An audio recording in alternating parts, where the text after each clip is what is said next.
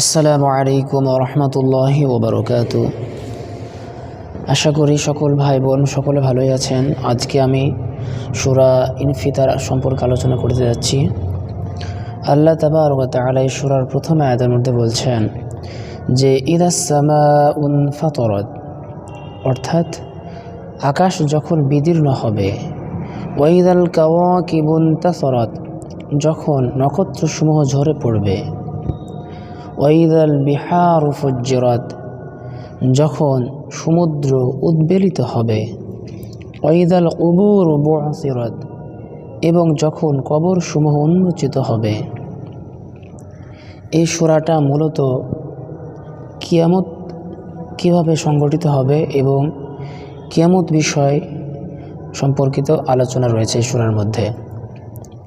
তো প্রথমে আমরা যেটা জানলাম সেটা হলো যে যখন আকাশ বিদীর্ণ হবে, তারপর আল্লাহ তাআলা বললেন কি, যখন নক্ষত্রমণ্ডলী বিক্ষিপ্তভাবে ঝরে পড়বে। তারপর আল্লাহ তাআলা বলছেন যখন সমুদ্রকে উত্তাল করে তোলা হবে এবং যখন কবরসমূহ উন্মোচিত হবে।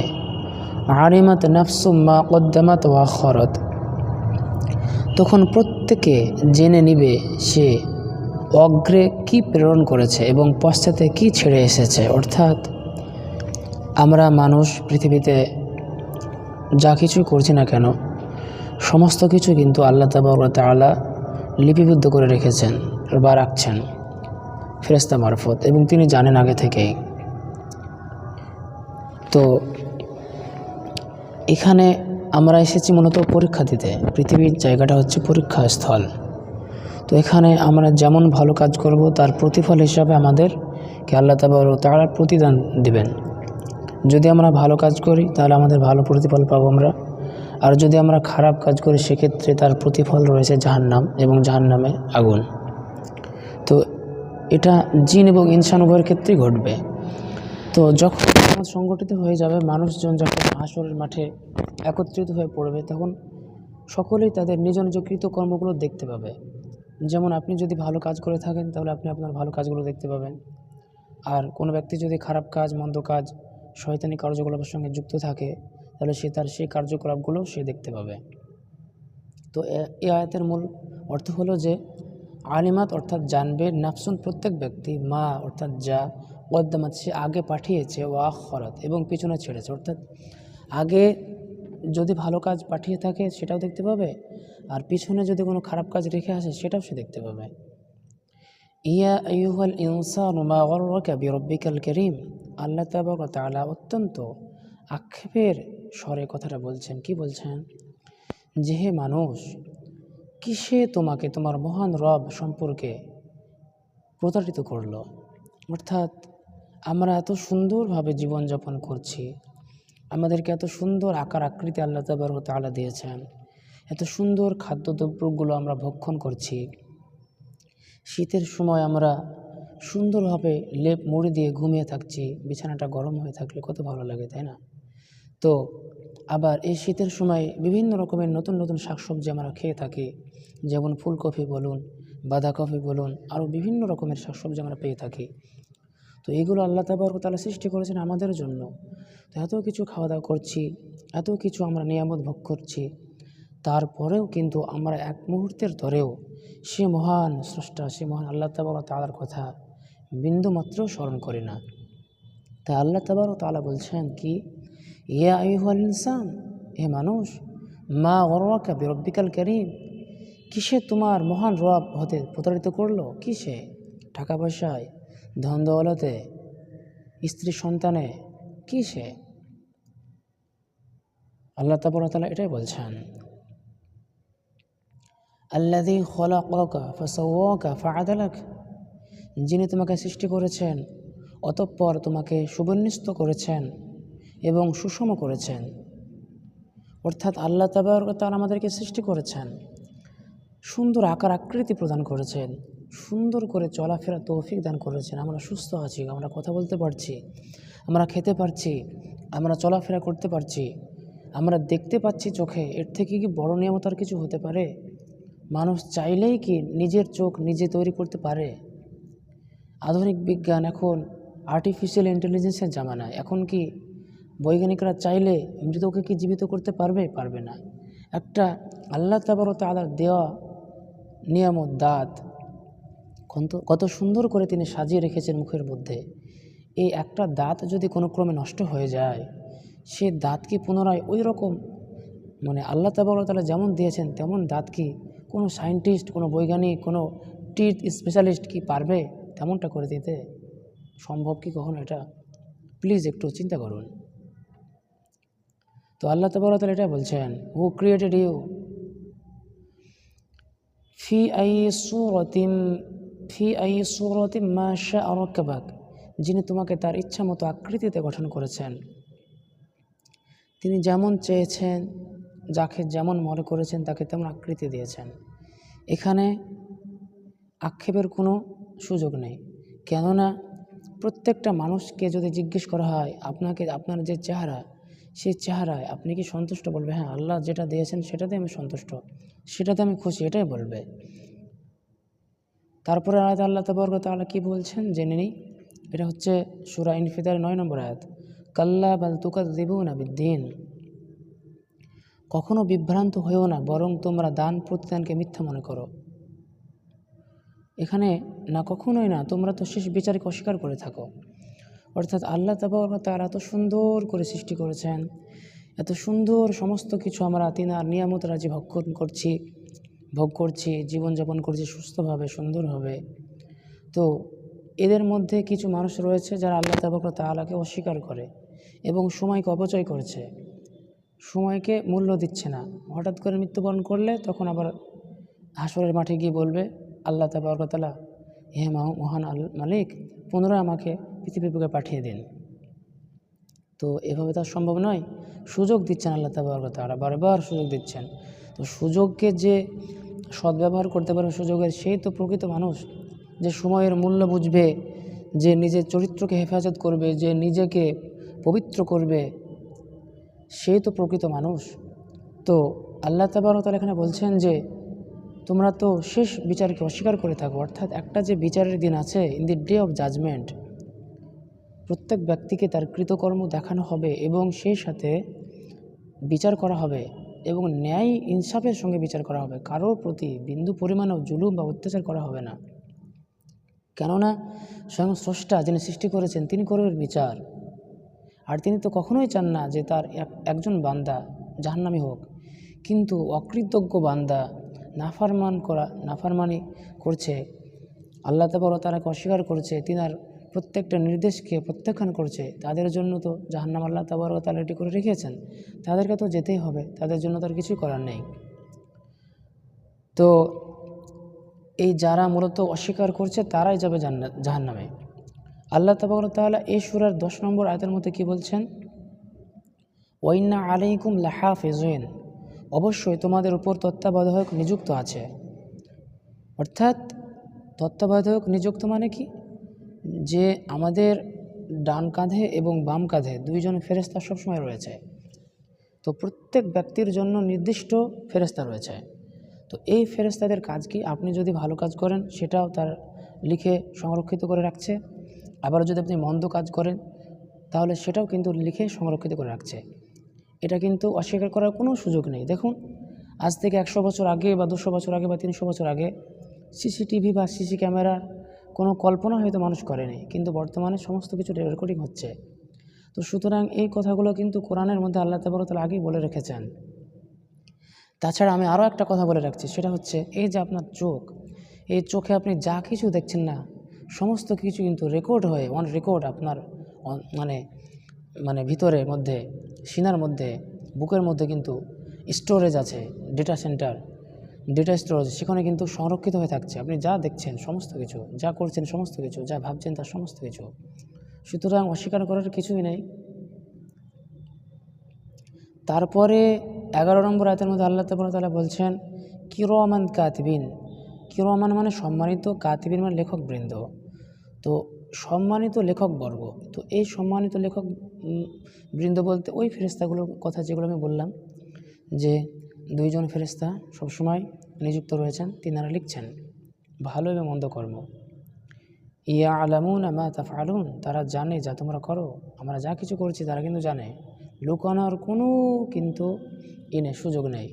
আপনি ইন্টারনেটে অনলাইনে কতটা সময় ভিডিও দেখছেন, কি করছেন, আপনার অ্যাক্টিভিটি কী, সমস্ত কিছু কিন্তু এই ফেরেশতাদ্বয় কিন্তু লিখিত আকারে সংরক্ষণ করে রাখছে। এটা আল্লাহ বলছেন যে ইয়ালামুনা মা তাফআলুন, তারা জানে যা তোমরা করো, সমস্ত কিছুই কিন্তু জানে। কিন্তু আল্লাহ তাবারক ওয়া তাআলা কিছু প্রাইভেট বিষয় যেগুলো আছে, সেই প্রাইভেট বিষয়গুলো কিন্তু তাদের থেকে গোপন রেখেছেন। যেমন আপনি আপনার স্ত্রীর সঙ্গে কতটা সময় সময় দিলেন, সেই বিষয়টা তো ফেরেশতাদের দেখার বিষয় নয়। আপনি আপনার ভালো কাজে যে সমস্ত সময়গুলো ব্যয় করবেন, মন্দ কাজ যেগুলো যে সময় আপনি মন্দ কাজ করবেন, সেই মন্দ কাজগুলো এবং ভালো কাজগুলো সংরক্ষণ করে রাখবে। কিন্তু প্রাইভেট যে বিষয়গুলো, পার্সোনাল বিষয়গুলো, সেগুলো কিন্তু ফেরেশতাদের দেখা বিষয় না এগুলো ফেরেশতারা জানবেনও না।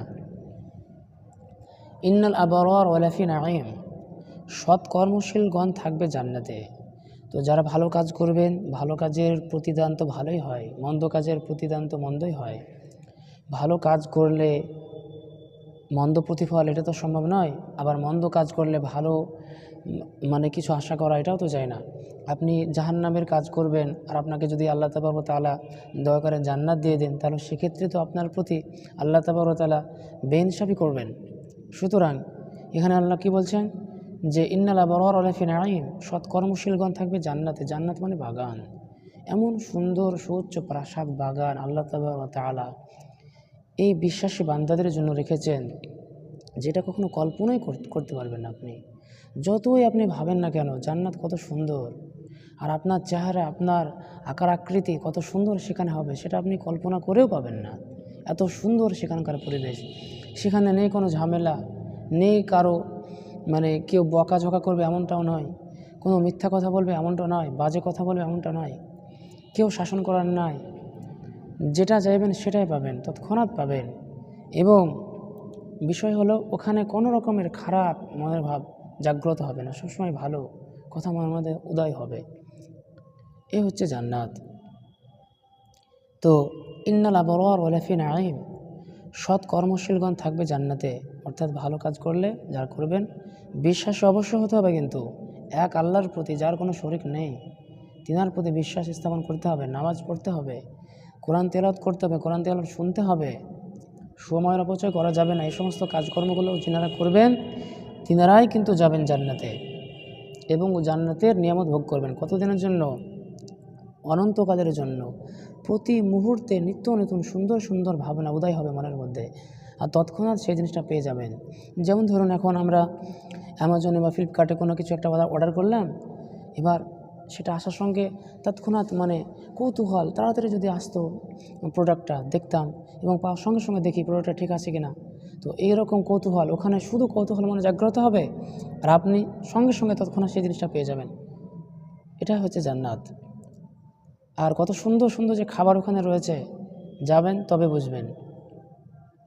ওয়াইন্নাল ফুজ্জার লাফি জাহিম, এবং দুষ্কর্মীরা থাকবে জাহান্নামে। যারা খারাপ কাজ করছেন, খারাপ কাজের সময় ব্যয় করছেন, তারা কিন্তু জাহান্নামে যাবেন।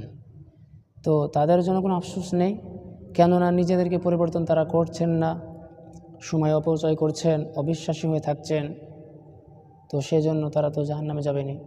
এতে মহান স্রষ্টার কিছু করার নেই। আর তিনি যতগুলো রাসূল পাঠিয়েছেন পৃথিবীর বুকে, তাদেরও কোনো কিছু করার নেই।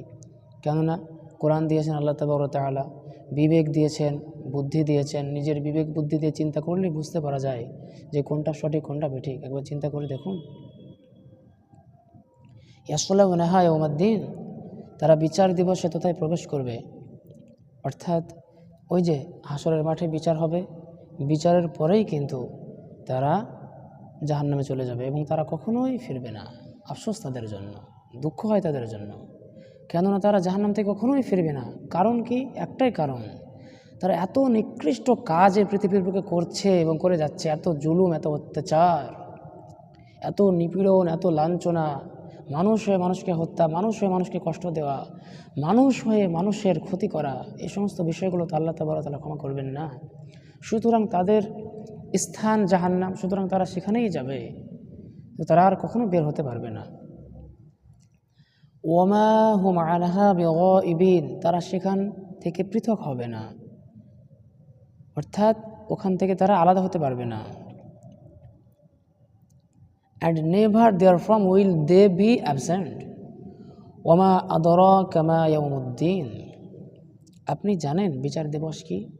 আল্লাহ তাবারক ওয়া তাআলা তিনার রাসূল মুহাম্মদ সাল্লাল্লাহু আলাইহি ওয়াসাল্লামকে জিজ্ঞেস করছেন, বলছেন যে আপনি জানেন বিচার দিবস কি, অর্থাৎ কর্ম ফল দিবস কি, সেটা কি আপনি জানেন? সুম্মা মা আদরাকা মা ইয়াউমুদ্দিন, অতঃপর আপনি জানেন বিচার দিবস কি? আবার জিজ্ঞেস করছেন যে আপনি কি জানেন বিচার দিবস কি? মহান আল্লাহ তিনার রাসূলকে জিজ্ঞেস করছেন যে আপনি কি জানেন বিচার দিবসটা আসলে কি? ইয়াউমা লা তামলিকু নাফসুন লিনাফসিন শাইআ ওয়াল আমরু ইয়াউমাইযিল লিল্লাহ, যেদিন কেউ কারো কোনো উপকার করতে পারবে না এবং সেদিন সব কর্তৃত্ব হবে আল্লাহর। মানে ওই বিচারের দিনে কেউ কারো কোনো প্রকারের উপকার করতে পারবে না, এমনকি কোনো রসুলও কারো উপকার করতে পারবে না। আপনার একটা জিনিস চিন্তা করুন তো, বর্তমানে মানুষ যে পাপে নিমজ্জিত হয়ে রয়েছে, এই পাপ কর্ম সম্পর্কে আপনাদের রসুল মুহাম্মদ সাল্লাল্লাহু আলাইহি ওয়াসাল্লাম এর কাছে খবর আছে কি নাই বলুন? অবশ্যই। লাস্ট মেসেঞ্জার মানে কি আপনি মনে করছেন? লাস্ট মানে কি লাস্ট দিত? তিনার কাছে ইনফরমেশন আছে, তিনি জানেন বিশ্ব পরিস্থিতি সমস্ত কিছু। তো এই যে পরিস্থিতি, এই পরিস্থিতির পরিপ্রেক্ষিতে তিনি কি চাইবেন তিনার উম্মতগুলো যেমনভাবে দুনিয়াদারি হয়ে গিয়েছে এবং কোরআনকে প্রত্যাখ্যান করেছে, এদের জন্য কি রসুল মুহাম্মদ সাল্লাল্লাহু আলাইহি ওয়াসাল্লাম কি আল্লাহর কাছে সুপারিশ করবেন যে হে আল্লাহ, হে মালিক, হে আমার আল্লাহ, আমার এই উম্মতগুলোকে জান্নাতে দিয়ে দেন? এটাকে তিনি বলবেন কখনো? কি মনে হয় বলুন তো, প্রশ্ন করুন নিজেকে একবার। যেই তো পরিস্থিতি উম্মতের পরিস্থিতি এমনটা যদি হয়, রাসূল কি সেই উম্মতের জন্য আল্লাহর কাছে সুপারিশ করতে পারেন? এটা কি সম্ভব বলুন? তো এটাই বলছেন আল্লাহ, দুবার বলছেন যে বিচার দিবস কি, আপনি কি এটা জানেন? তারপর আল্লাহ নিজে উত্তর দিচ্ছেন কি, যে যেদিন কেউ কারো কোনো উপকার করতে পারবে না এবং সেদিন সব কর্তৃত্ব হবে আল্লাহর। সমস্ত কিছু কর্তৃত্ব আল্লাহ তাবারক ওয়া তাআলার হাতে সেদিন থাকবে। সুতরাং আসুন নিজেদেরকে পরিবর্তন করুন, সময় অল্প আছে। কিয়ামতের বড় বড় আলামত, ছোট ছোট আলামত যেগুলো সমস্ত কিছু ঘটে গিয়েছে। বড় আলামতের মধ্যে আমরা আছি, হয়তোবা প্রকাশ হয়নি বড় আলামতের কিছু, হয়তোবা কিছুদিন পর হয়তো বড় আলামত প্রকাশ করে দেবেন আল্লাহ তাবারক ওয়া তাআলা। তাই আর তাছাড়া মৃত্যু তো সুনিশ্চিত, মৃত্যুকে তো কেউ অস্বীকার করতে পারবেন না। সুতরাং মৃত্যু যেহেতু সুনিশ্চিত, সুতরাং নিজের ভালো নিজে বুঝে নিজেকে পরিবর্তন করুন।